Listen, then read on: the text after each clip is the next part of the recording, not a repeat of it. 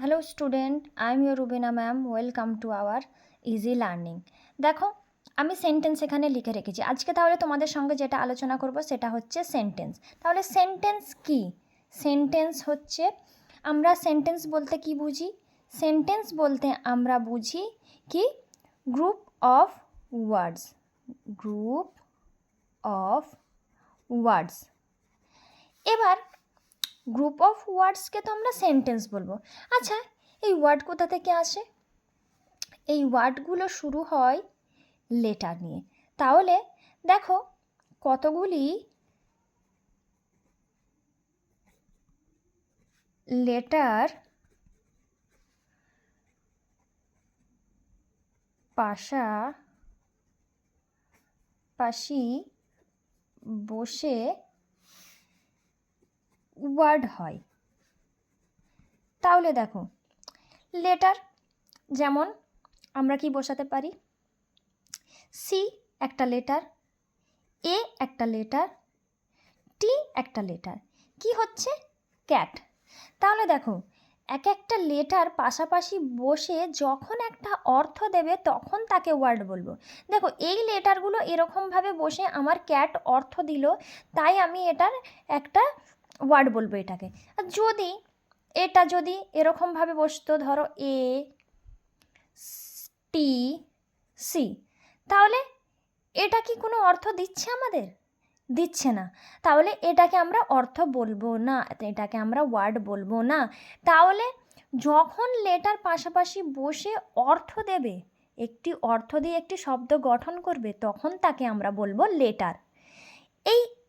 তখন তাকে আমরা কি বলবো? ওয়ার্ড বলবো।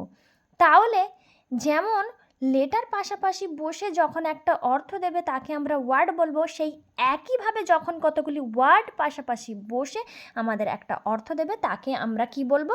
তাকে আমরা বলবো সেন্টেন্স। তাহলে গ্রুপ অফ সেন্টেন্স। তাহলে আমাদের ফার্স্ট কি হবে?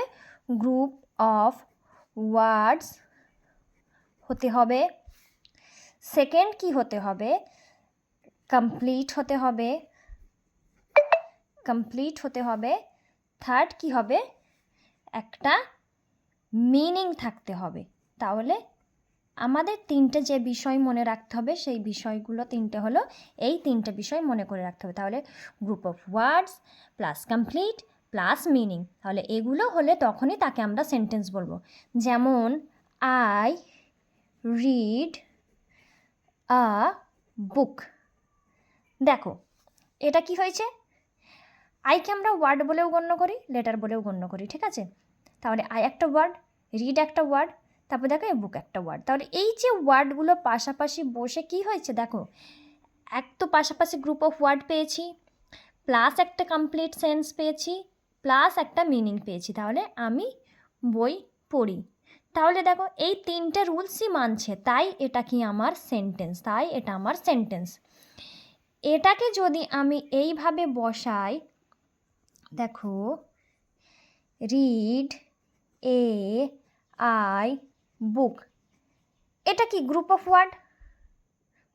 তো, কিন্তু এটা কমপ্লিটও হচ্ছে, কিন্তু এর মধ্যে কি কোনো মিনিং আসছে?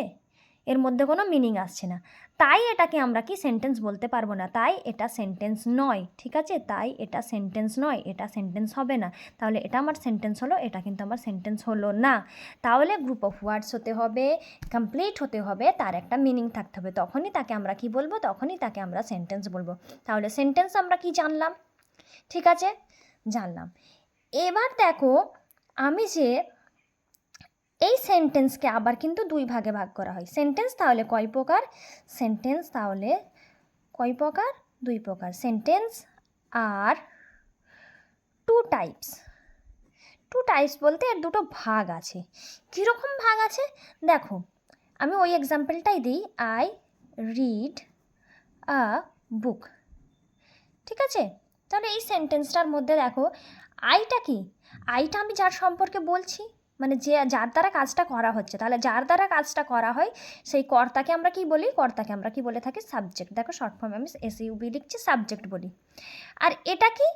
এটা হচ্ছে ভার্ব। আর এটা কি আমার? এটা আমার অবজেক্ট। তাহলে দেখো একটা সাবজেক্ট, একটা অবজেক্ট আর একটা ভার্ব। এই যে অবজেক্ট আর ভার্ব, এই পুরো অংশটাকে আমরা কি বলবো? প্রেডিকেট। ঠিক আছে, তাহলে সেন্টেন্সের আমরা কটা ভাগ পেলাম? সেন্টেন্সের আমরা দেখো দুটো ভাগ পেলাম। কি পেলাম? একটা হচ্ছে সাবজেক্ট আর একটা হচ্ছে প্রেডিকেট।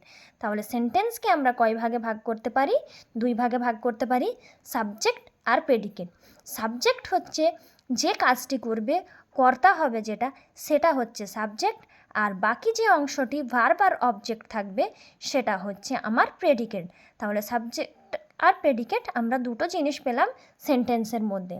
তাহলে বোঝা গেল সেন্টেন্স কাকে বলে দেখলাম, সেন্টেন্স কিভাবে গঠিত হয় দেখলাম, আর সেন্টেন্সের ভাগ দেখলাম কি না, সাবজেক্ট আর প্রেডিকেট। ঠিক আছে, তাহলে আজকে সেন্টেন্সের প্রথম যে ধারণাটা সেটা আমি তোমাদের দিলাম। আজকে এই পর্যন্তই। আবার সেন্টেন্স সম্পর্কে কিন্তু অনেক ধারণা বাকি আছে। তোমাদের আমি বেসিক থেকে একদম অ্যাডভান্স লেভেলের ইংলিশ গ্রামার প্লাস যেই গ্রামারের সাহায্যে তোমরা কিন্তু স্পোকেন ইংলিশও বলতে পারবে সেটাই শেখাবো। তাহলে সেন্টেন্স বানাতে জানলেই আমরা কি করব? আমরা তাহলে ইংলিশে কথা বলতে পারবো। তো বেসিক টু অ্যাডভান্স আমি কিন্তু পুরো ফ্রিতে একদম করাচ্ছি। ঠিক আছে, তোমরা কিন্তু আমার এই চ্যানেলের সাথে জুড়ে থাকো। নতুন হয়ে থাকলে সাবস্ক্রাইব করে দেবে। এবং যদি আমার ভিডিওটি ভালো লেগে থাকে তাহলে লাইক করবে, অসুবিধা হয়ে থাকলে কমেন্ট করবে, বন্ধুদের সাথে শেয়ার করতে ভুলবে না। আর পুরো ভিডিওটি দেখার জন্য অসংখ্য ধন্যবাদ। ঠিক আছে, তাহলে আজকে আমি এখানেই শেষ করছি। এর পরবর্তী পার্ট আমি তোমাদের কাছে আবার খুব শীঘ্রই নিয়ে আসব।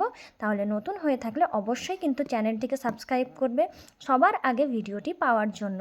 বেসিক থেকে অ্যাডভান্স লেভেলের ইংলিশ কিন্তু তুমি এখানে পেয়ে যাবে রুবিনা ম্যামের সাথে, ইজি লার্নিং আমাদের এই ইউটিউব চ্যানেলে।